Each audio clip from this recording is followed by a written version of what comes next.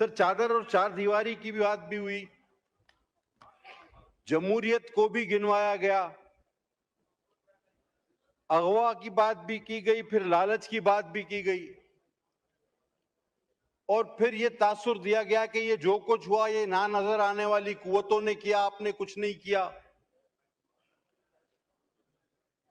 سر ان تمام باتوں کے جواب دینے سے پہلے اس ایوان میں موجود مختلف جماعتیں, جمعیت علماء اسلام, سنی اتحاد, سو کال سنی اتحاد کونسل, اور جو پی ٹی آئی بھی ہے, مسلم لیگ نون, پیپلز پارٹی, اور بھی جو پارٹیاں ہیں, A N P, B N P. Sir سیاست میں ہمیشہ ایک راہ متعین کی جاتی ہے اپنی سیاسی جدوجہد کی. جمعیت علماء اسلام کی راہ متعین ہے کہ جی ہمیں شریعت لانی ہے, سمجھ میں آتا ہے. پاکستان پیپلز پارٹی کسی تعارف کی محتاج نہیں, ہر آمر سے لڑے ہیں, پھانسیاں, قتل, دھماکے, سزائیں سارے ہمارے حصے میں, جمہوریت کے لیے جدوجہد کر رہے ہیں, سب کو سمجھ میں آتا ہے کہ جمہوری مکمل نظام انشاءاللہ لا کر رہیں گے, سمجھ میں آتا ہے. مسلم لیگ نون, جو حقیقت ہے کہ وہ آئی جی آئی کی صورت میں بنی, اینٹی پیپلز پارٹی فورس کی صورت میں, لیکن وقت کے ساتھ ساتھ اس نے ایوالو کیا اور ایک جمہوری جماعت بنی, اور اس کی بھی سمجھ میں آیا کہ جی پاکستان پیپلز پارٹی ٹھیک ٹریک پہ تھی, ہمیں استعمال کیا گیا. ایون متحدہ قومی موومنٹ کی اختلاف سے, مجھے بہت اختلاف ان کی سیاست سے ہو سکتا ہے, لیکن ان کا مقصد سمجھ میں آتا ہے کہ جی ان کو اپنے حقوق چاہیے. لیکن کیا اس ایوان میں اور پورے پاکستان میں مجھے کوئی سمجھا سکتا ہے کہ یہ سو کال سنی اتحاد کونسل یا پی ٹی آئی کس مقصد کی سیاست کر رہی ہے, تعین کیا ہے, منزل کیا ہے؟ ہر جماعت الیکشن میں حصہ لیتی ہے, وہ یہ سوچتی ہے کہ میری سیٹیں زیادہ ہوئیں تو ہم حکومت بنائیں گے اور عوام کو یہ ریلیف پہنچائیں گے. 15 سال کے ایک انڈو پاکستان خدا نخواستہ اس پروجیکٹ کے ذریعے, جو کئی پیچھے جرنیلوں کے, ریٹائرڈ جرنیلوں کے نام آتے ہیں, پاشا سے لے کر ظہیر الاسلام تک, ان کا جو پروجیکٹ تھا وہ 15 سال بعد 18 میں آر ٹی ایس سسٹم کے ذریعے ہم پر نافذ کیا گیا, اور 4 سال مجھے آپ بتائیں ملک کا وہ شعبہ جس میں ہم انتہائی زوال پذیر نہ ہوئے. اور آج اگر آپ سیاست کر رہے ہیں تو اس بار بھی سنگل ڈیجٹ میں آپ سب سے اکثریتی جماعت تھے.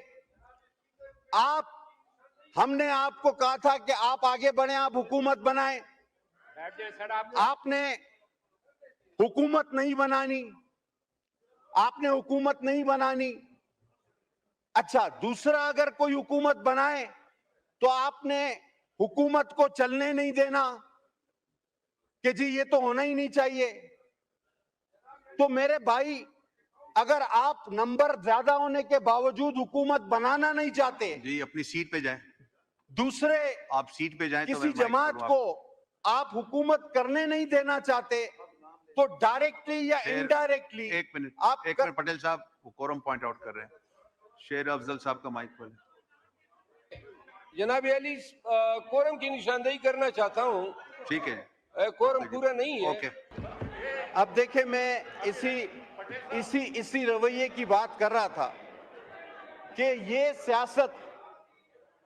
سیاست سمجھ سے بالا تر ہے کہ آپ جھوٹ بولیں, دھڑلے سے جھوٹ بولیں, دروغ گوئی کریں, حقائق کو مسخ کریں, اور جب آپ کے سامنے کوئی آئینہ دکھانے آئے تو کبھی کورم کے بہانے بھاگیں, تو کبھی فورم کے بہانے بھاگیں, تو کبھی کسی اور بہانے سے بھاگیں. بھاگنے کے علاوہ ان کے پاس کوئی راستہ نہیں بچا. لیکن الحمدللہ ہمارے لوگوں نے بھی کورم پورا کر کے ان کو گریبان سے پکڑ کے یہاں بٹھایا ہے کہ بات سنو, بات کیے تو جواب بھی لیتے جاؤ. تو جناب, ہم یہ بات کر رہے تھے کہ آخر اس سیاست کا مقصد و محور کیا ہے. کہ نہ حکومت بنانی ہے، نہ کسی کو بنانے دینی ہے، نہ چلانی ہے، نہ چلنے دینا ہے. انفیکٹ یہ وہ 4 سال ہیں جس میں پاکستان معاشی دیوالیہ ہوا. خود ان کے وزیر خزانہ کہتے ہیں کہ 100% قرض بڑھا. میں ڈیٹیل میں نہیں جانا چاہتا، میں جاؤں تو 50 لاکھ کروڑ نوکریوں سے لے کر جرمنی جاپان سارا بیان کر سکتا ہوں. میں ساری وہ دیوانیات بیان کر سکتا ہوں جو اس ملک کے ساتھ مذاق ہوا. لیکن میں پرسائز ہوں گا، میں کہوں گا کہ سر جو غلط ہوا وہ کل بھی غلط تھا، جو آج غلط اگر ہو رہا ہے تو وہ آج بھی غلط ہے. آج سابق اسپیکر صاحب بڑی تنقید کر رہے تھے، حالانکہ وہ آخری تک بھی یہ سمجھ رہے تھے کہ حقائق پر اور اچھی دلیلوں پر مولانا صاحب راضی نہیں ہوں گے اور ان کا یہ پلان کامیاب ہوگا کہ آئین میں پارلیمنٹ کی سپرمیسی نہ آ سکے اور یہ اس پلان میں شاید کامیاب ہوں گے. لیکن میں خراج تحسین پیش کرتا ہوں مولانا فضل الرحمان صاحب کو، ان کے ساتھیوں کو جو عقلی دلائل پر قائل ہوئے اور ان کا پلان ناکام ہو گیا تو ساری جلن اس چیز کی. افسر آتے ہیں چادر اور چار دیواری. میں کہتا ہوں کہ یہ شکایت ضرور کریں، لیکن پہلے ہمیشہ یہ بات کریں کہ جی ہمارے دور میں یہ غلط ہوا تھا، آج اس دور میں یہ غلط ہو رہا ہے. یہ اپنے دور کی کسی بات کو کنڈیم نہیں کرتے. اگر چادر اور چار دیواری کی بات تھی تو آپ بتاؤ کہ یہاں ہماری ایم خواتین ڈاکٹر صوبیہ سمیت شاہدہ رحمانی سمیت صرف نیب کی ایک پیشی پہ اپنے پریزیڈنٹ کو ملنے گئی. 11 خواتین کو آپ نے سڑکوں پہ گھسیٹا، لاک اپ میں. وہ 11 خواتین آپ کا کیا کر لیتی؟ M N S parliamentarian. ہم نے اس ہاؤس میں احتجاج کیا. یہی اسپیکر جس کو بہت شرم آ رہی تھی، ابھی آپ کی کرسی پر بیٹھا تھا، اس وقت اس کو شرم نہیں آئی، بالکل بھی نہیں آئی، ایک تھوڑی سی شرم بھی نہیں آئی. کیوں نہیں آئی؟ آپ کو اس وقت چادر چار دیواری کا تصور نہیں تھا. جب عید کی رات کو میری بہن کو آپ نے جیل سے اٹھا کر رات کو 12 بجے اڈیالہ جیل میں بھیجا، چادر اور چار دیواری آپ کو یاد نہیں آئی؟ آپ بولیں کہ ہم نے وہ غلط کیا تھا، آج یہ غلط ہو رہا ہے. اب یہ کہتے ہیں کہ جناب یہ کوئی اور لوگ کروا رہے ہیں. یہ اور لوگوں کا کانسیپٹ لایا کون ہے میرے بھائی؟ آپ کی حاضریاں پوری کون کراتا تھا؟ آپ کے بجٹ پاس کون کرواتا تھا؟ ایک ممبر سے لوکیشن کون مانگتا تھا کہ ہاؤس میں پہنچے ہو یا نہیں پہنچے ہو؟ بولو وہ غلط تھا، بولو وہ غلط تھا، آج بھی غلط ہے. اپنی غلطی پہلے مانو. کون کہتا تھا کہ مار دوں گا، توڑ دوں گا، بند کر دوں گا؟ آج جب وہ کہتا تھا کہ یہ کر دوں گا، کسی اور نے کر دیا ہے تو پھر رونا کس چیز کا؟ جنات کے گھر میں پتھر مت پھینکو میرے بھائی، جنات کے گھر میں پتھر مت پھینکو، بدروہیں نکلے گی تو بھاگنے کی بھی جگہ نہیں ملے گی. اب کہتے ہیں کہ 5 ممبر ہمارے وہ خرید لیے گئے اور ان کی وفاداریاں تبدیل کی گئی. اور جب 15 ممبر سینٹ کے صادق سنجرانی کو ووٹ دے کر چلے گئے تو ان کے تو ضمیر کا فیصلہ تھا. اب ان کو دیکھو، اب یہ بات بنتی ہے. اس وقت یہ کہہ رہے تھے کہ ان 15 سینیٹرز کا ضمیر جاگ گیا ہے. اور آج جس کا کسی کا نشان حقہ، کسی کا نشان کرسی، جو آزاد امیدوار تھے، اگر انہوں نے ووٹ دیا کہتے ہیں یہ لوٹے ہیں. اور وہ 15 سینیٹر 15 جو سنجرانی کو ووٹ دے گئے، گیلانی صاحب کو وہاں سے ہروایا گیا، وہ ان کے ضمیر کی آواز تھی. پہلے کہو کہ وہ بھی غلط تھا، یہ بھی غلط ہے. اگر وہ غلط نہیں تھا تو خدا کی قسم یہ بھی غلط نہیں ہے، کبھی بھی نہیں ہو سکتا. پہلے اپنی غلطیاں مانو. آپ کہتے ہو کہ جناب یہ جمہوریت پہ حملہ ہوا. آپ نہیں دیکھتے کنسنسس کتنی دن چلا؟ آپ نہیں دیکھتے کہ ہم نے ہر جماعت سے بات کی؟ میرے چیئرمین نے دن رات بات کی، آپ سے بھی بات کی، محنت کی. اس کے بعد ایک پارلیمنٹ کو سپرمیسی ملی جس کا آپ بھی حصہ ہو. اور سابق اسپیکر صاحب کو آپ کے توسط سے کہنا چاہوں گا کہ اسی چیئر پر جب ایک دن میں 52 بل پاس ہو رہے تھے، یا جب میری اپنی امینڈمنٹس کو روندا جاتا تھا، میں نے سیٹ پر، اور میں مشتاق صاحب بیٹھے ہوئے گواہ ہیں، میں نے جا کر ان کو اس سیٹ پہ کہا تھا کہ تاریخ اس فیصلوں پہ آپ کے گلے پڑے گی. آپ کو وہ وقت بھگتنا پڑے گا کہ جب آپ کو بھاگنے اور چھپنے کی جگہ نہیں ملے گی. آپ 5 کی بات کرتے ہو, آپ 5 کی بات کرتے ہو. ارے آپ کے تو 50 لوگ ووٹ دینے پہ راضی تھے, بچا ہی نہیں تھا کچھ پلے آپ کے.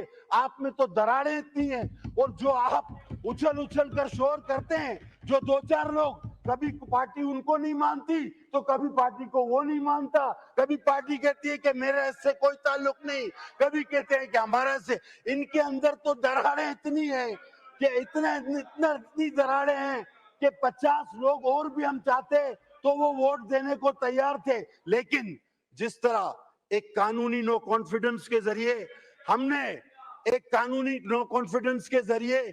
ہم نے جس طرح ایک artist prime minister, selected prime minister کو ہٹایا تھا, یہ ترمیم بھی ہم نے اسی طرح کی. Amoral. What is morality? What is moral? آپ جانتے کیا ہے مورل کے بارے؟ مورل ہے کیا؟ مورل یہ ہے کہ اسٹیج پہ کھڑے ہو کر نقلیں اتارنا, دیٹ واز مورل. آپ ساری رات ڈانس کروانا اور تسبیح ہاتھ میں, یہ مورل ہے. اور اگر آپ کو کوئی کہے کہ آپ نے یو ٹرن لے لیا تو کیا یو ٹرن لینا سیاست میں ضروری ہے؟ جھوٹ بولنا تو ضروری ہے. یہ مورل ہے, یہ مورل ہے. میں کس بات کروں؟ میں اگر شروع ہوا تو ساری رات کم پڑ جائے گی آپ کی مورلٹی پہ.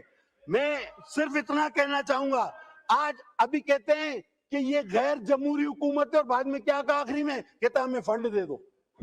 ابھی یہ بات سن بھائی, غیر جمہوری حکومت, جعلی حکومت, آخری میں بولا ہمیں کے پی کے کو فنڈ دے دو.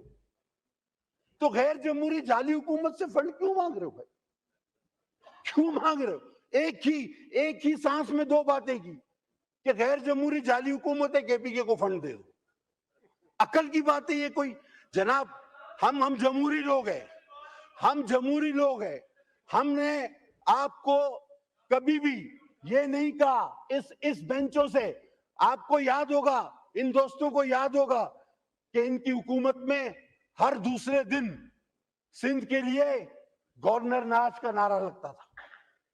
ہر ممبر کھڑا ہوتا تھا, ہم سندھ میں گورنر راج لگائیں گے. ہم آج بھی کہتے ہیں کہ وہ بات بھی غلط تھی, اور اگر آپ کے صوبے میں کوئی اس طرح کی بات کرتا ہے تو وہ بات بھی غلط ہے. ہم آج بھی یہ کہتے ہیں ہم جمہوری لوگ ہیں, لیکن کیا آپ نے اپنی اس غلطی کو اسٹیج پر مانا ہے کہ ہم یہ گورنر راج کی جو آپ کو دھمکیاں دیتے تھے وہ غیر جمہوری تھا؟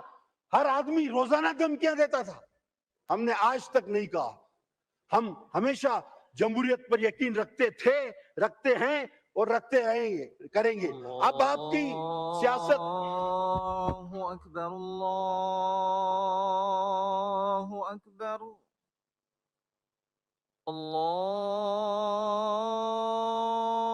میں ایسی بات کی ہے, آپ تقریر میری ریکارڈ پر ہے, میں نے کسی کو یہ نہیں کہا کہ کوئی ڈانس کر رہا. میں نے کہا آپ ساری رات ڈانس کرے, میں نے کسی پارٹیکولر کے لیے نہیں کہا. وہ مجھے پتا ہے کہ کوئی بھی بہانہ کر کے انہوں نے بھاگنا ہے, اور انہوں نے سچ برداشت نہیں ہوتا نا, سچ برداشت نہیں ہوتا.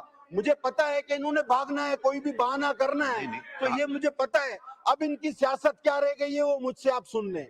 ان کا ایک ہی ایجنڈا ہے کہ اداروں پر حملے کرو, معیشت پہ حملے کرو. جب بھی آپ دیکھیں کوئی معیشت کی ایکٹیویٹی اس ملک میں ہوتی ہے تو ان کی ہڑتال کی کار آ جاتی ہے. یہ چاہتے ہیں کہ یہ ملک دیوالیہ ہو, خدا نہ خواستہ میرے ملک کو نقصان پہنچے, اداروں کو نقصان پہنچے. اور ان کا مسئلہ صرف ایک ہی ہے کہ ان کو پتا ہے کہ لوگ دنوں میں ان کو بھولتے جا رہے ہیں. پاکستان آگے بڑھ رہا ہے, پاکستان کی لیڈرشپ بلاول بھٹو چیئرمین کی صورت میں آگے بڑھا رہی ہے اس کی لیڈرشپ, اس کو لے کے. ابھی تو اس کو بانگ کے آیا تھا میں, پھر کھول دیا.